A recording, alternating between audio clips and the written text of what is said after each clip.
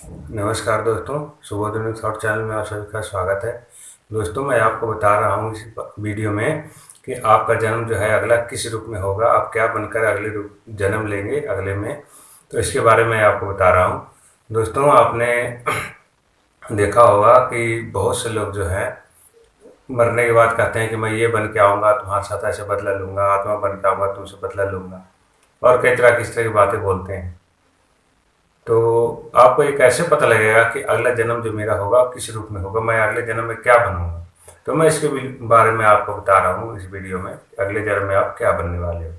दोस्तों, यदि आप मरने के समय में कहते हैं अंत मता सो गता, अंत में जैसे आपकी मति होती है वैसे गति मिलती है, यानी अंत में आप जैसा सोचते हैं आपको वैसा ही मिलता है, अगला जन्म मिलता है।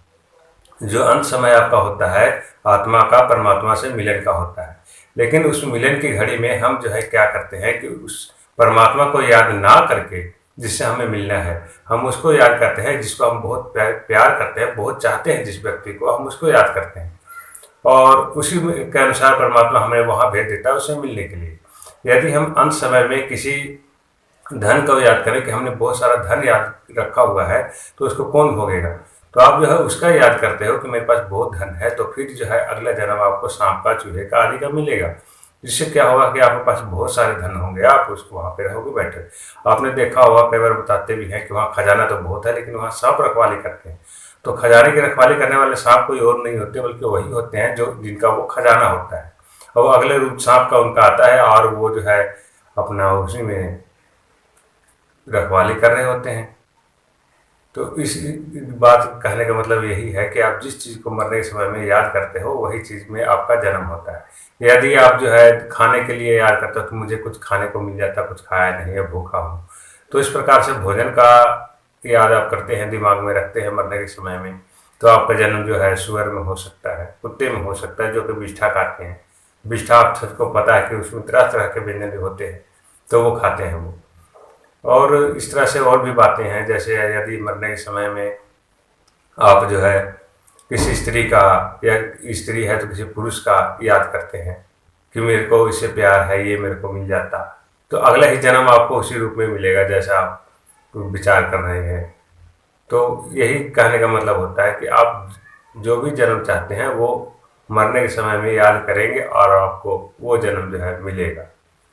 बहुत सी इस तरह की सैंपल आप देख सकते हैं। अगर कोई कुत्ता है, या सॉरी, कोई ये कहता है कि मेरे पास जो है बहुत सारे बच्चे होते, तो बहुत सारे बच्चे होते, तो बहुत सारे बच्चे किसके होते हैं आप सबको पता है। बहुत सारे बच्चे जो होते हैं किसी कुतिया के होते हैं, किसी सुअर के होते हैं। तो यदि आप मरने के समय में बहुत सारे बच्चों को ध्यान कीजिएगा तो आपको जो है सुअर का रूप मिलेगा। तो ऐसा आप ना कीजिएगा। यदि आप चाहते हैं कि हमें मोक्ष मिले, परमात्मा हमें मुक्ति प्रदान करे, जन्म मरण से मुक्त हो जाए, तो आप जो है परमात्मा को ध्यान कीजिए। परमात्मा का ध्यान करोगे आप परमात्मा में मिल जाओगे। जैसे आप कहीं भी घर से भी निकलते हो तो आप ये याद करके निकलते हो कि मेरे को चंडीगढ़ जाना है, दिल्ली जाना है, तो आप दिल्ली के रास्ते को ही पकड़ते हो, आप दिल्ली पहुंचते हो। चंडीगढ़ का रास्ता पकड़ते हो, चंडीगढ़ पकड़ते हो। ये नहीं कि रास्ता उत्तर में पकड़ोगे दक्षिण में जाओगे, दक्षिण के पकड़ोगे उत्तर को जाओगे। तो इसी प्रकार अंत समय में जिसको आप याद करते हो वही जो है आपको मिलता है। परमात्मा कोई अपनी जेब से आपको कुछ नहीं देते, वो वही देते हैं जो उनका भक्त चाहता है, जो आप चाहते हो। एक ऋषि मुनि सारा जीवन अच्छे खासे तपस्या किए, साधना किए, लेकिन अंत समय में क्या हुआ कि जब वो मरने का समय हो गया, थोड़े दिन पहले एक उन्हें हिरण का बच्चा मिला। तो हिरण के बच्चे से उनको इतना लगा होगा कि सारा दिन रात उनके दिमाग में हिरण का बच्चा ही होता था। तो मरने के समय में उनको ये दिमाग में था कि मैं तो मर रहा हूँ, तो मेरे हिरण का बच्चे का क्या हाल होगा। तो अगले जन्म में फिर वो हिरण बनकर जन्म लेते हैं। ये सब बात जो है आप छोटी छोटी बातें आपको दिखाई देती हैं, लेकिन ये बहुत बड़ी बात होती है। यदि आप अगला जन्म चाहते हैं कि हमें कैसा मिले, कैसा होना चाहिए मेरा अगला जन्म, तो उसके लिए आपको जो है इन बातों को ध्यान रखना होगा। और वीडियो में ज़्यादा लंबा नहीं करना चाहता, आप समझदार समझ गए होंगे कि आप जो भी अंत समय में याद करेंगे इसी वही उसी रूप में आपको जन्म मिलेगा। इसीलिए लोग जो है बचपन से ही, या कुछ लोग कहते हैं कि अभी कौन सा बचपन आया है, बुढ़ापे में भगवान को याद कर ले, तो ऐसा नहीं है। सारा जीवन यदि आप भगवान को याद करोगे और अंत समय तक याद करोगे तभी जो है आपको मोक्ष मिलेगा। यदि अंत समय में भी जा करके आप मुड़ गए, दूसरे रास्ते में चले गए, तो आपको जो है मोक्ष नहीं मिलेगा। यदि आप चाहते हैं कि मोक्ष मिले तो आपको ये जरूर करना होगा। और दोस्तों कुछ और बातें बता देता हूँ जो इससे अलग है।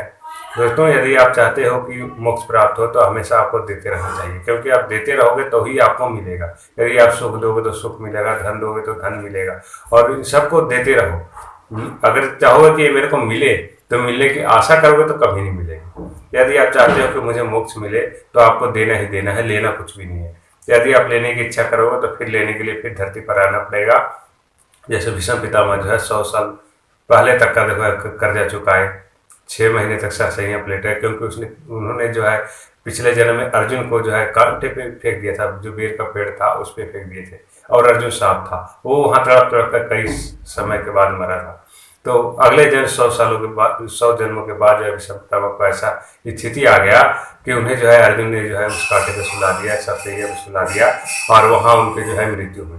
तो ये कर्म फल होते हैं, तो कर्म फल हमेशा आपके पीछे लगा रहता है। तो आपको ऐसा नहीं करना है कभी भी। आप हमेशा अच्छे कर्म कीजिए और प्रभु से विनती कीजिए कि हमें मुक्त करे, और मुक्ति बाद में। लेकिन सबसे पहले आपको जो है ये संसार का जो मोह माया है, पहले इससे आपको मुक्त होना है। इससे मुक्त हो गए तभी आपको मुक्ति मिलेगी। यदि आप संसार के मोह माया में फंसे रहे तो आपको मुक्ति नहीं होगी। दोस्तों आशा है वीडियो पसंद आएगा। वीडियो पसंद आए तो शेयर कीजिए, लाइक कीजिए, सब्सक्राइब कीजिए, अपने दोस्तों तक जरूर पहुंचाइएगा। इन सभी के साथ आप सबको मिलेगा।